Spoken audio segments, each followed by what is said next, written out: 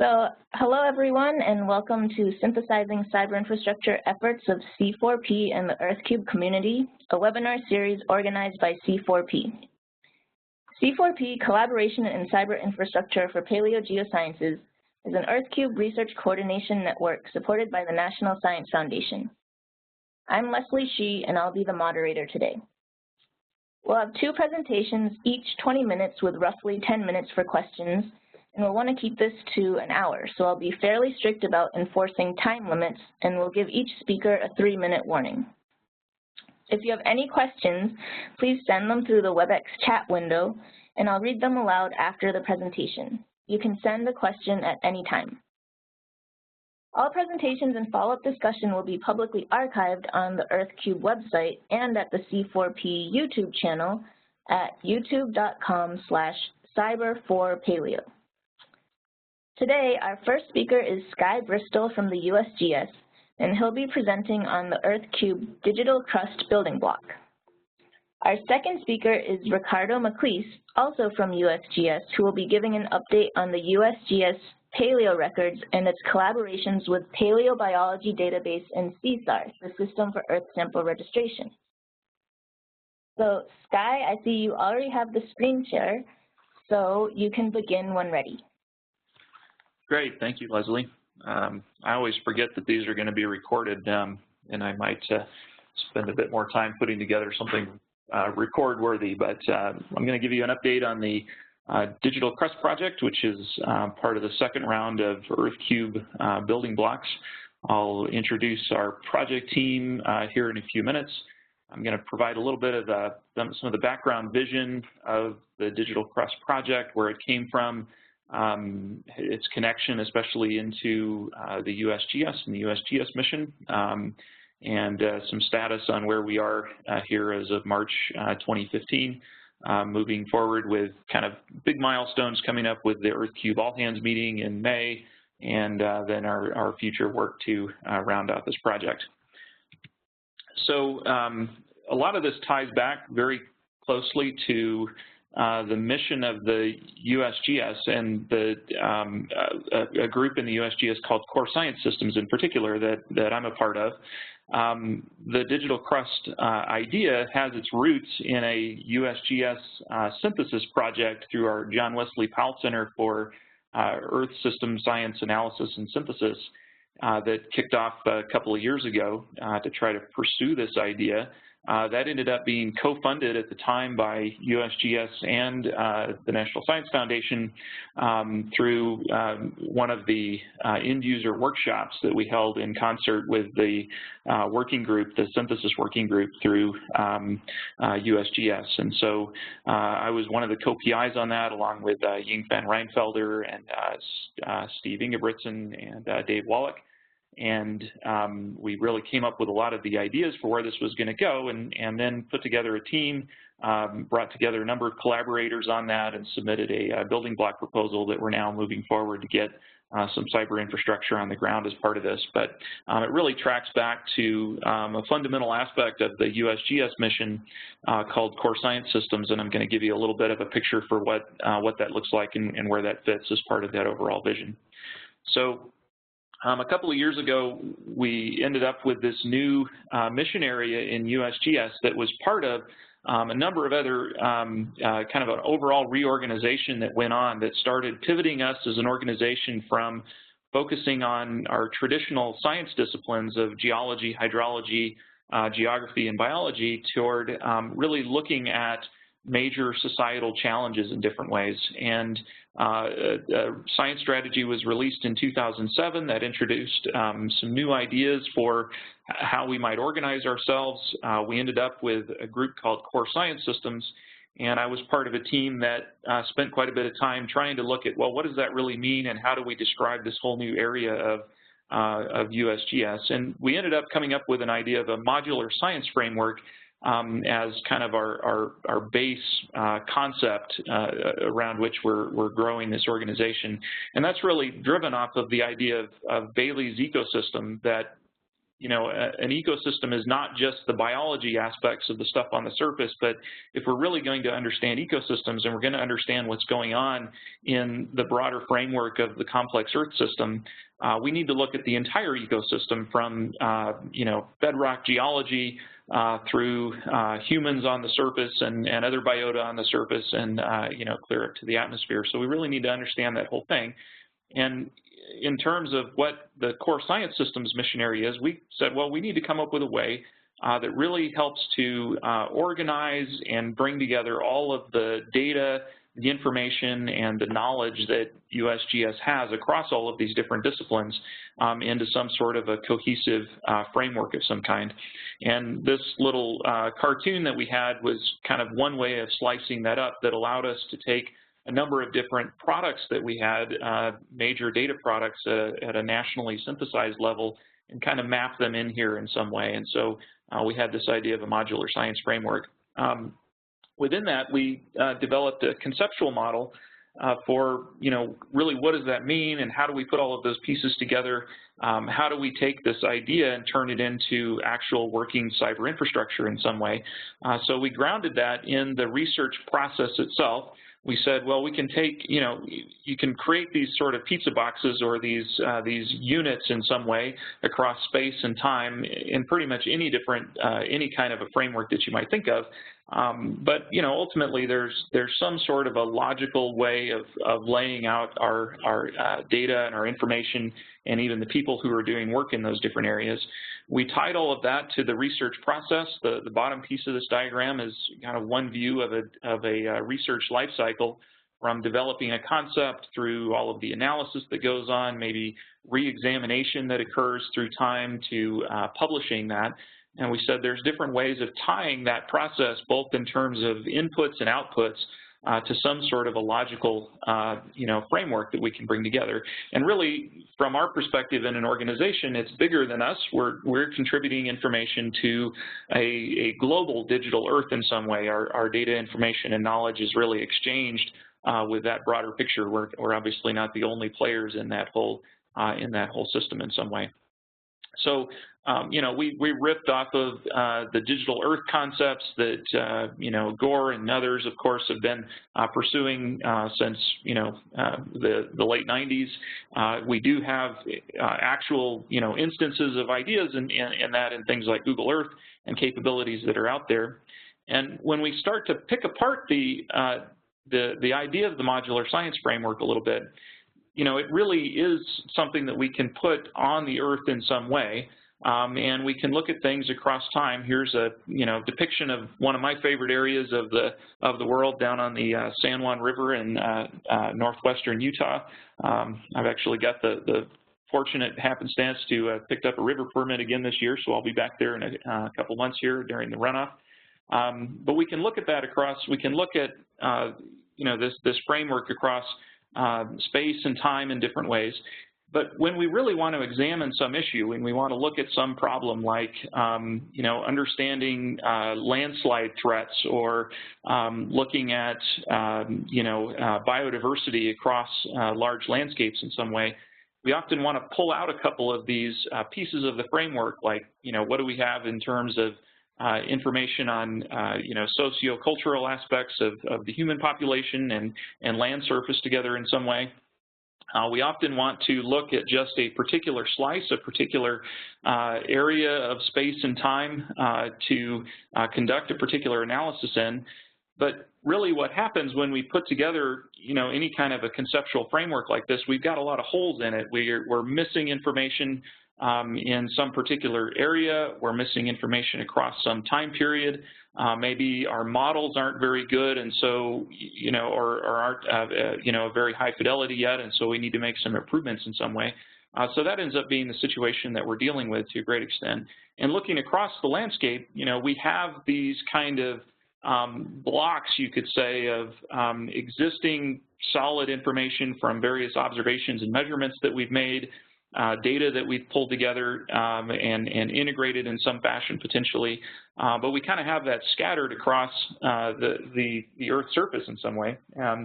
And really what we're trying to get to is more of a seamless coverage ultimately across the globe, so that our information is as complete as it can possibly be. But the state that we're in now is a lot of missing information, or information that, if we're going to look at a particular issue, takes a fair bit of work to try to bring that together, to do the integration work and potentially synthesize a data set that can really be useful. So to a certain extent, we felt that that overall vision for some of what we're trying to achieve just from the USGS perspective did align pretty well with where EarthCube was going. And so, as EarthCube was coming about, I got involved, and a number of other USGS people have gotten involved, and we said, hey, this is something we want to tag on to and try to collaborate with in some way. And through that PAL Center project that I mentioned earlier, we put together this concept for a digital crust to start moving that forward. We referred to this in a recent paper as a community-governed four-dimensional data system of the Earth's crustal structure, composition, and material properties from the surface down to the brittle ductile transition. And that's really the kind of piece of the critical zone, at least, that we're most concerned with. It's the geology piece of the critical zone, the geology and hydro piece of the critical zone to a great extent, which is not my particular area of specialty. I'm a biologist by background and manage some programs in biodiversity and that sort of thing, but many of the cyber infrastructure capabilities that we're bringing together are going to have great impact, well beyond that in some way. So a lot of this and a lot of what I'll go through here over the next couple of minutes is covered in a paper that we put out last year in a special edition of Geofluids that I'd encourage you to go check out. It really lays out the vision for digital crust and where that's going across our community group. So we're really grounded in this idea right now. Kind of our major Earth system science motivator is getting to this more robust basin and really ultimately continental scale permeability model. These things exist, and we've been building permeability models for quite a number of years.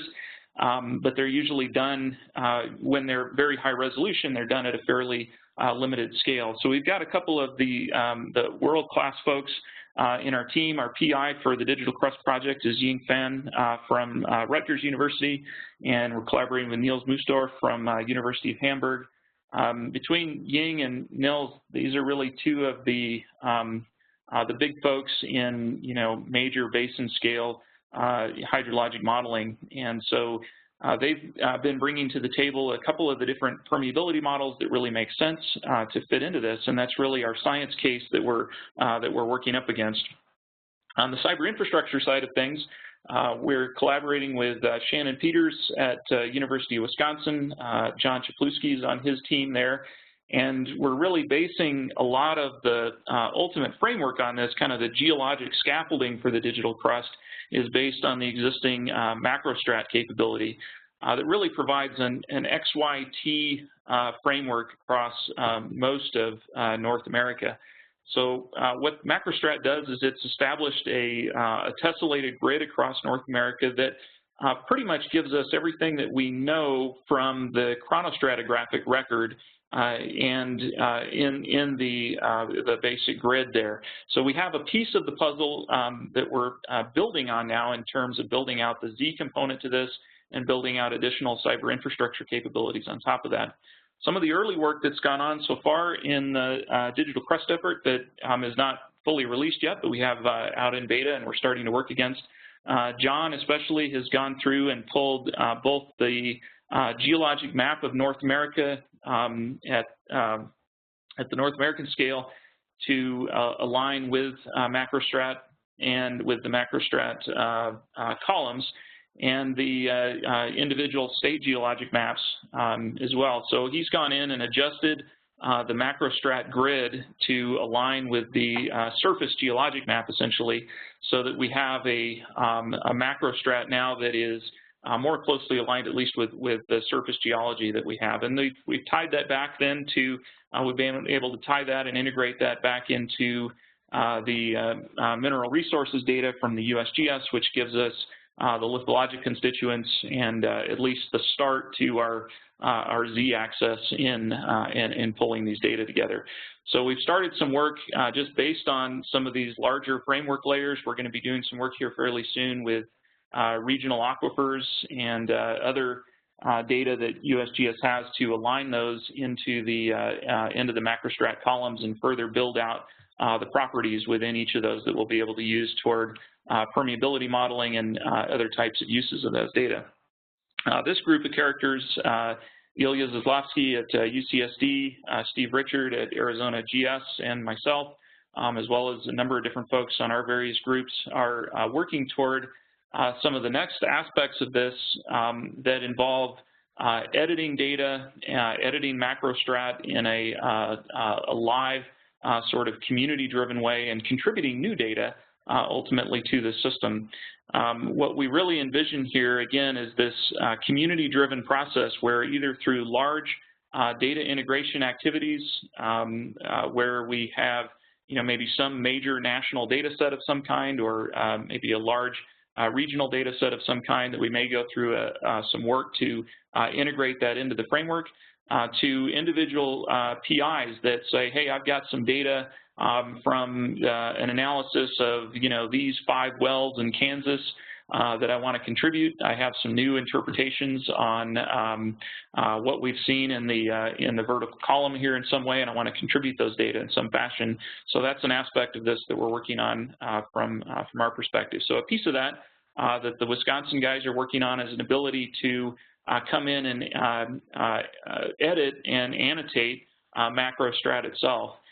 So all of this isn't complete yet. This is kind of an early view of things. So authorized users will be able to come in and move and change the configuration of one of the MacroStrat polygons, provide an annotation as to why that change, why they feel that change needs to occur, potentially provide some evidence for that based on a new lithology record, say, that has been brought together for a well drilled in a particular area, and contribute that up to the system, and then let the community begin working through the kind of live peer review of that information to ultimately incorporate into the underlying system. We've got a number of cyber infrastructure things that we're pursuing in here, like the ability to have multiple versions of MacroStrat, multiple versions of data online through time, crowdsourcing methods to really lend weight and credence to those assertions through time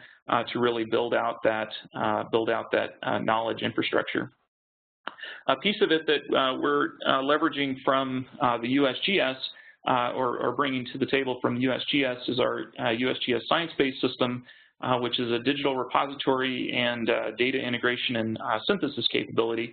So that's really where we're providing the ability to upload a given data set. This is a case where we have some porosity data from a number of wells on the north slope of Alaska.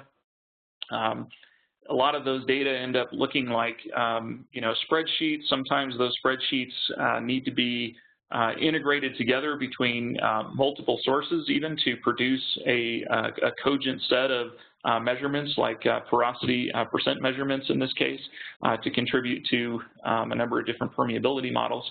So we've got some capability to upload those data assets. For any data that can be logically put together into a spatial form like a shapefile or GeoJSON, we've provided an ability to turn those data into live services, in this case a web feature service or web map service that can then be used to drive further data integration activities from that point. One of the other components that we're bringing into play from our overall collaborative group here is the US Geoscience Information Network. USGen is a concept that's playing out particularly well in the geological surveys, state and federal surveys, to provide common models, common content models for data, whether they be borehole measurements of some kind, well tests, physical samples is another one of those models that aligns with the CSAR schema, the System for Earth Sample Registration.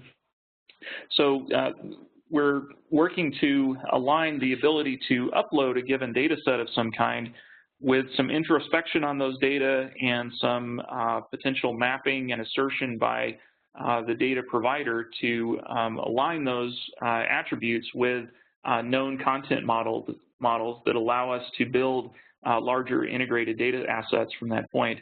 We have a number of ideas here. There are a lot of fuzzy areas yet in some of this aspect of the development on automated methods of introspecting data, examining attributes against a known ontology of attribute characteristics to produce an integrated model without the need for somebody to come in and do that extra mapping. But we're working our way toward that as we go.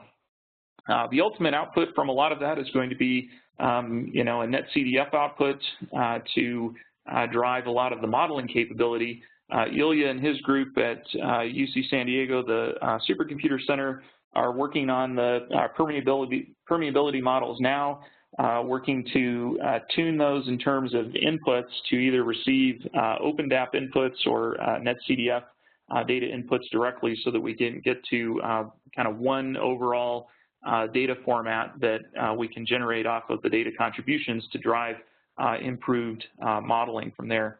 So as I said, there's a fair bit of fuzziness left in this area as we're moving forward. By the time we hit the end of May all-hands meeting for EarthCube, we should be able to show quite a bit of the framework data aspects that we have been able to pull together, from geologic mapping to the regional aquifers to a number of other things that we're looking to bring in there, including the connections to the paleobiology database. So where we have paleobiology samples through that database system, we'll be able to bring those in and expose those through that same framework as well. So a lot of this is kind of a major data integration activity at this point to bring together a lot of these capabilities. I think we've got a fairly solid test case that we're working toward to kind of prove the point and lay out where we're really trying to take this. So thanks for the time, and be happy to answer a few questions. Great, Sky, thanks so much for the presentation. So again, if you have any questions, you can send them through the chat to the Research Coordination Networks. We have very straightforward questions to start off with. You are showing some MacroStrat polygons and editing them. The question is what is a MacroStrat polygon? How are they defined? Okay, yeah, the MacroStrat polygons were really created based on the chronostratigraphic record. So what they represent is a column on the surface where we have relative, low uncertainty that the chronostratigraphic record below that point aligns with, a particular unit in some way. So that's really how MacroStrat was originally developed. Like we said, we did some work, or John Czapluski really did some work here recently to align that now with the geologic map units. So you've got, a connection there between the chronostratigraphic record and the geologic map units. Okay, next, you showed a couple of interfaces. Is creating a search interface a major part of the project? Not really. We're not trying to create a search engine per se, or a discovery engine on this. We are teaming pretty closely with the Synergy project, another one of the building blocks, and also some aspects of that are into the conceptual design, or one of the conceptual design ideas for EarthCube. So one of the things that we're pursuing is a connection between the Synergy catalog as new data assets are described and brought into that catalog in some way, to things that might be digital crust material. Let me put it that way. So we see an interface between the digital crust and those existing catalogs that are coming together. There's some other projects here that may play out in there as well. The BCube broker activity that's going on may help to feed data in a form that is more easily integrated into the digital crust. All right. The next question is, you said that data could be or perhaps data could be contributed by either a data facility or maybe even individuals. And in the latter case, how do you envision the data being quality controlled? Yeah, that's a huge question. I was just in a discussion with one of our developers in this morning, Del Long, on that very subject. So, you know, in some of our initial work right here, we're building, we're really leveraging a USGS digital repository capability in ScienceBase to provide a home for these data. But that's kind of limited to the experimental phase of moving this whole thing forward. You know, not all of the data that are going to be presented are things that USGS would take on as a responsible party. So we really hope to, by the time we come out of the end of this project in another year or so, we hope to have the critical components of this out as elements that could be incorporated into any digital repository. And really those are kind of the integration and synthesis algorithms of how to tie specific data to specific content models, how to synthesize those data in a way that they can be summarized to MacroStrat columns or potentially other types of spatial frameworks. But, you know, at the end of the day, data need to be contributed to some place where, you know, they are going to be housed and managed and curated and distributed over the long term, whether that be, you know, a system like Pangea or, you know, other digital repositories at a university level, other government agencies, that sort of thing. So cyber infrastructure-wise, we know there are going to be a lot of major issues like that are going to have to be dealt with. We're going to try to suggest some ways that that system might be architected and where that might go, but certainly those are some of the sticky problems.